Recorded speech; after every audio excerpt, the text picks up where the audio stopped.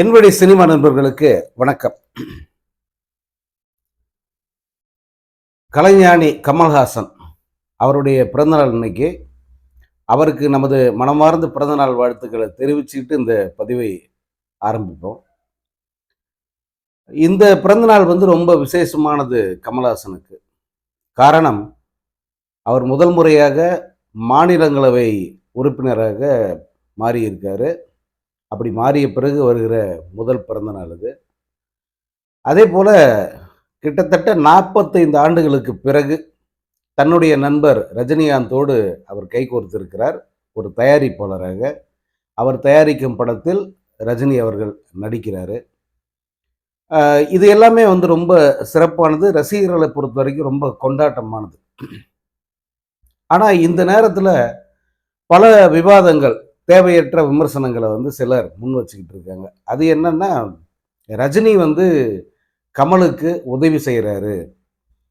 ரஜினியோட தயவுல தான் கமல் இனி காலத்தை ஓட்டணுமா அப்படிங்கிற மாதிரியான அந்த வார்த்தைகளோட சில பதிவுகளை சோசியல் மீடியாவில் பார்க்க முடிஞ்சது. முதல்ல அவங்களுக்கு ஒரு தெளிவை சொல்ல விரும்புகிறேன். கமல்ஹாசன் பண கஷ்டத்தில் இருக்கார் அப்படின்னு எங்கேயாவது யாராவது சொன்னாங்களா? கமல்ஹாசனுக்கு அந்த கஷ்டம்லாம் ஒன்றும் இல்லை. அவருக்கு உண்மையாகவே பண கஷ்டம்ங்கிறது மும்பை எக்ஸ்பிரஸ் படம் தயாரிப்பின் போது அவருக்கு நிதி நெருக்கடி ஏற்பட்டது. ஏன்னா வங்கி அதிகாரிகள்லாம் அப்போ அவரை முற்றுகையிட்டதெல்லாம் தெரியும். அதன் பிறகு அதிலிருந்து அவர் வெற்றிகரமாக மீண்டு வந்துட்டாரு. அவருடைய ராஜ்கமல் நிறுவனத்தில் பல வெற்றி படங்கள் அவர் தயாரித்தார். இப்போ அவரு தனிப்பட்ட முறையில் அவருடைய ஒரு கமல்ஹாசனா, அவருடைய குடும்ப தலைவரா, அவருக்கு நிதி நெருக்கடி எல்லாம் எதுவும் கிடையாது. அவர் ரொம்ப வசதியாகவே இருக்கார். ஆனா அவருடைய படத்தயாரிப்பு நிறுவனத்துடைய நிலை என்ன அப்படின்னா, சில ஆண்டுகளுக்கு முன்பு, அதாவது இயக்குனர் சிகரம் கே பாலச்சந்தர் மறைந்து ஒரு ஆண்டு ஆகியிருக்கும்னு நினைக்கிறேன். அப்போ அவருடைய அலுவலகத்தில் பாலச்சந்தருடைய சிலை திறப்பு விழா, அதாவது கமல்ஹாசனுடைய ராஜ்கமல் அலுவலகத்தில் பாலச்சந்தருடைய சிலை திறப்பு விழா நடக்குது. அப்போ சூப்பர் ஸ்டார் ரஜினிகாந்த் அவர்கள் அதில் கலந்துக்கிறார். கலந்துக்கும் போது தான் அவருக்கு பல விஷயங்கள் சொல்லப்படுது. குறிப்பாக ராஜ்கமல் நிறுவனத்துக்கு என்ன மாதிரி நெருக்கடி இருக்குது, தொடர்ச்சியாக அந்த நிறுவனம் படங்கள் பண்ணுறதுல சில பிரச்சனைகள், அடுத்தடுத்து தோல்வி படங்களாக அமைஞ்சது. இதெல்லாம் சேர்த்து அந்த நிறுவனத்துக்கு ஒரு நெருக்கடியை ஏற்படுத்தியிருக்கு அப்படிங்கிற தகவல் ரஜினிக்கு சொல்லப்படுது. அதை கேட்ட அவர் ஆன் த ஸ்பாட் அவர் ஒன்று சொல்கிறார். கமல்ஹாசனுக்கு உதவ போகிறேன் அப்படியெல்லாம் சொல்லலை அந்த இடத்துல அவர் ரஜினி. இப்போதும் கூட அந்த வீடியோ பதிவு இருக்குது. நண்பர் கமல்ஹாசனுடைய ராஜ்கமல் நிறுவனத்துக்கு நான் ஒரு படம் பண்ணணும், இது ரொம்ப நாளாக நாங்கள் பேசிக்கிட்டு இருக்கிற விஷயம், அது இப்போ செஞ்சால் அந்த நிறுவனத்துக்கு உதவியாக இருக்கும் அப்படின்னு சொல்லியிருப்பார். அதாவது ராஜ்கமல் நிறுவனத்துக்கு உதவியாக இருக்கும் நான் இப்போ அந்த படத்தை பண்ணேன் அப்படின்னு சொல்லியிருப்பார். ஆனால் சரியான கதை, சரியான இயக்குனர், ரஜினிக்கு அது அந்த பொருத்தமான நேரம் இதெல்லாம் அமையாதனால் அது தள்ளி தள்ளி போயிட்டே இருந்தது. இப்போ இந்த படம் அமையறதுக்கு காரணம் என்னன்னா, ரஜினி கமல் 2 பேரையும் இணைத்து படம் பண்ணணும் அப்படிங்கிற அந்த கனவு பல பேருக்கு இருக்கு. அதுல குறிப்பா வெங்கட் பிரபு தான் அது முதல்ல ஆரம்பிச்சார்.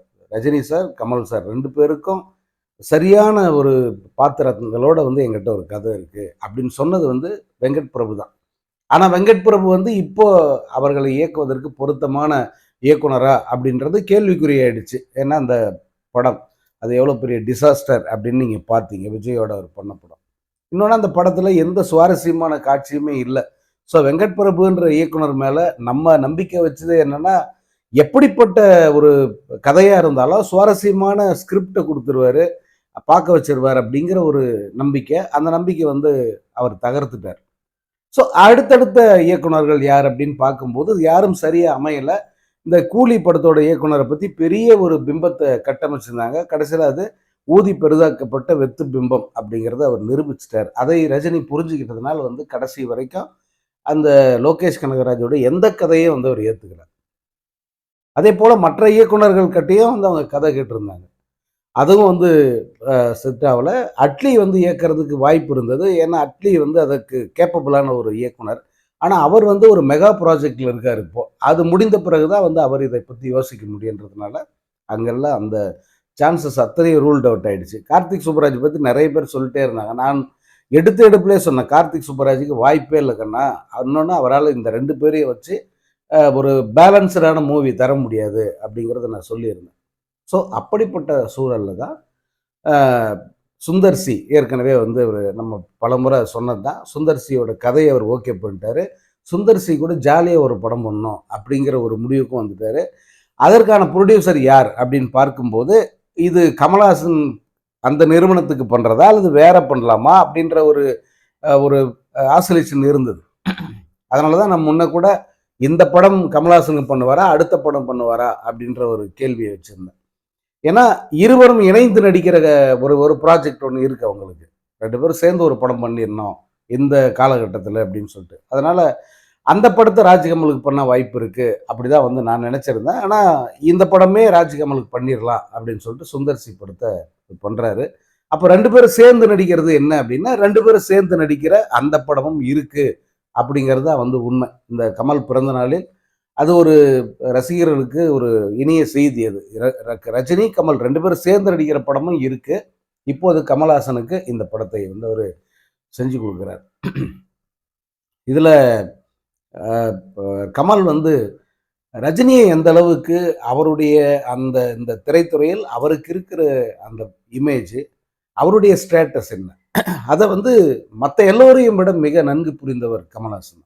அதை வந்து நீங்கள் அவருடைய அந்த அஃபிஷியல் லெட்டர் ஒன்று, இந்த படம் தொடங்குவது தொடர்பான ஒரு அஃபிஷியல் லெட்டர் ஒன்று விட்டுருப்பார். நீங்கள் அதை பார்த்தா தெரியும். எடுத்த எடுப்புலேயே superstar Rajinikanth will make headlines அப்படின்ற அதாவது அப்படி தான் ஸ்டார்ட் பண்ணுவார். வித் தலைவர் 173 அப்படின்னு போட்டிருப்பார். முதல் வரியிலேயே சூப்பர் ஸ்டார் ரஜினிகாந்த் தலைவர் 173 அப்படின்ற 2 வார்த்தைகளையும் கமல்ஹாசன் வந்து பயன்படுத்தியிருப்பார். அதாவது இந்த திரைத்துறையில் ரஜினிக்கு இருக்கிற ஸ்டேட்டஸ் வந்து அதுதான். அவர் எப்போ சூப்பர் ஸ்டார் தான். படம்ங்கிறது அவரோட படம் தான். தலைவர் 173, ரஜினி 173 அப்படின்னு அவர் போடல. ஏன்னா அவருக்கு தெரியும் ரஜினியுடைய உயரம், ரஜினியின் மரியாதை, ரஜினி எப்படிப்பட்ட பண்பாளர் அப்படிங்கிறதெல்லாம் அவருக்கு தெரியும். அது இத்து போன சில ஈத்திர பசங்களுக்கெல்லாம் வந்து தெரியாது. அதுங்க வந்து அந்த மாதிரி ரஜினி 173 போடுங்க, அதை பற்றி நம்ம பேசலாம். ஆனால் கமல் வச்சிருக்கிற மரியாதை என்ன அப்படிங்கிறது தான் வந்து ரஜினி ரசிகர்கள் புரிஞ்சுக்க வேண்டியது. இந்த இடத்துல வந்து இந்த ஈகோ கிளாஷை வந்து மோதக்கூடாது, அல்லது ரஜினியால தான் வந்து கமலுக்கு வந்து லாபம் அப்படின்ற மாதிரிலாம் பார்க்கக்கூடாது. கமல் ஒரு ப்ரொடியூசர். ரஜினி என்கிற இமாலய ஒரு நடிகன், அவரை வைத்து படம் பண்ணுகிற அளவுக்கு வந்து இன்னைக்கு ப்ரொடியூசர்ஸ் யார் இருக்காங்கன்னு பார்த்தா விரல் விட்டு எண்ணிடலாம். ஒரு சத்யஜோதி ஃபிலிம்ஸு அல்லது ஏஜிஎஸ், கலைப்புலி தானு சார், ஏபிஎம், இங்கே Sun pictures, Kamal Haasan, red giant, இவ்வளோதான். நீங்கள் மற்ற வேற எந்த தயாரிப்பு நிறுவனமும் வந்து இதற்கான கேப்பபிலிட்டி இல்லை. சரியாக மார்க்கெட் பண்ணுறதில்ல, சரியாக படத்தை ரிலீஸ் அப்போ ரிலீஸ் நேரத்தில் சொதப்புறது அந்த மாதிரி இல்லாமல் கரெக்டாக திட்டமிட்டபடி படத்தை வந்து ரிலீஸ் பண்ணுறது இருக்குல்ல, அதுக்கு வந்து அதுக்கு தகுதியான நிறுவனங்கள் வெகு சில மட்டும்தான். இப்பயும் பாருங்கள், கமல்ஹாசன் வந்து எவ்வளோ தெளிவாக எவ்வளோ திட்டமிடலோடு இருக்காருன்னா, அப்போ எவ்வளோ தூரம் பேசியிருப்பாங்க, எவ்வளோ தூரம் டிஸ்கஷன் போயிருக்கும் பாருங்கள்.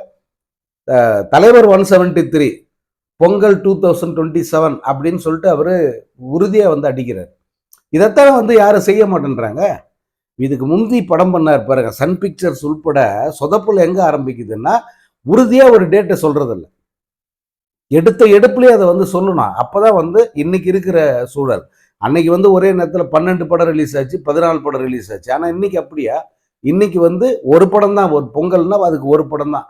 கூட கிளாஸுக்கு இன்னொரு படம் வந்தாலே தேட்டருக்கு போயிடுமே, ஓப்பனிங் பாதிக்குமே அப்படிங்கிற ஒரு அச்சம் இருக்கு.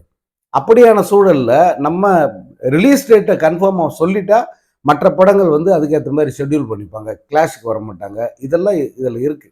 அதை கமல்ஹாசன் வந்து அந்த ட்ரெடிஷ்னல் தயாரிப்பு நிறுவனங்கள் இருக்கு, பாரம்பரியமிக்க தயாரிப்பு நிறுவனங்கள், அவர்கள் பாணியிலேயே வந்து பொங்கல் 2027 ரொம்ப தெளிவாக வந்து அறிவிச்சிருக்காரு. எனக்கு இதெல்லாம் இதை வந்து இந்த ப்ராஜெக்ட் வந்து எடுத்த எடுப்புலேயே, அதாவது சுந்தர்சி உள்ள வந்துட்டார் அப்படின்னும் போதே ரொம்ப பாசிட்டிவான ஒரு ப்ராஜெக்டா மாறிடுச்சு. அதுக்கப்புறம் பார்த்தீங்கன்னா அடுத்தடுத்து அந்த அறிவிப்பு, அந்த ரிலீஸ் டேட்டை வெளியிட்ட விதம், கமல் சாரும் ரஜினி சாரும் வந்து அதை சந்திச்சு அவங்க 2 பேருக்குமான அந்த பாண்டிங்கை வந்து அவங்க ஷேர் பண்ணிக்கிட்ட விதம், இது எல்லாமே வந்து ரொம்ப ரொம்ப ரொம்ப அண்மை காலத்துல எந்த ரஜினி படத்துக்கும் இல்லாத அளவுக்கு ஒரு பாசிட்டிவான வைப் வந்து கிரியேட் பண்ணியிருக்கு அப்படிங்கிறது தான் உண்மை. அதனால வந்து இந்த படம் நிச்சயமா கமல் சொன்ன மாதிரி வந்து இது ஒரு ஹெட்லைன்ஸை வந்து ஹிட் பண்ற ஒரு மிகப்பெரிய வெற்றி படமா மாறும் அப்படிங்கிறதுல வந்து எந்த சந்தேகமும் இல்லை. ஸோ ரசிகர்கள் வந்து இந்த ஆஸ்பெக்ட்ல இந்த ஆங்கிள் வந்து இதை பத்தி பேசவே தேவையில்லை. கமல் ஒரு தயாரிப்பாளராக, வலிமையான தயாரிப்பாளராக, ஒரு எந்த பிரச்சனை வந்தாலும் அதை ஃபேஸ் பண்ற, உலகமெங்கும் வந்து படத்தை மிகப்பெரிய அளவுக்கு ரிலீஸ் பண்ற ஒரு ப்ரொடியூசரா அங்க நிக்கிறார். ரெட் ஜெயின் நிறுவனம் இன்னும் வலுவாக அவருக்கு பக்கபலமா நிக்குது. இந்த இருவரும் சேர்ந்து பண்ணுகிற இந்த படம் வந்து ரஜினிக்கு ஒரு மிகப்பெரிய ஒரு வெற்றி படமா மாறும். இந்த ஆங்கிள் மட்டும்தான் இதை நம்ம எடுத்துட்டு போனோம். இங்க வந்து எந்த விதமான ஈகோ கிளாஷுமே வந்து இருக்கக்கூடாது. மீண்டும் ஒரு முறை கமல்ஹாசன் அவர்களுக்கு நமது பிறந்தநாள் வாழ்த்துக்களை தெரிவிச்சுக்கிறோம். இந்த படம் மட்டுமல்ல, இருவரும் இணைந்து நடிக்கவிருக்கிற அடுத்த படமும் கூட வந்து இந்திய சினிமாவை வியந்து பார்க்குற மாதிரி ஒரு மாபெரும் வெற்றி படமா அமையும் அப்படிங்கிறதுல எந்த சந்தேகமும் இல்லை.